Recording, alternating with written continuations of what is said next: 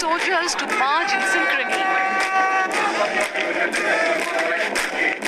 Garhwal rifles का दस्ता captain Rajput Saurabh Singh के नेतृत्व में भारतीय सेना की सबसे अलंकृत रेजिमेंट्स में से एक, जिसके जवान गढ़वाल के 7 जिलों से आते हैं। सभी ऑपरेशंस और दोनों विश्व युद्धों में इसने भाग लिया है, कई सम्मान अपने नाम किए हैं।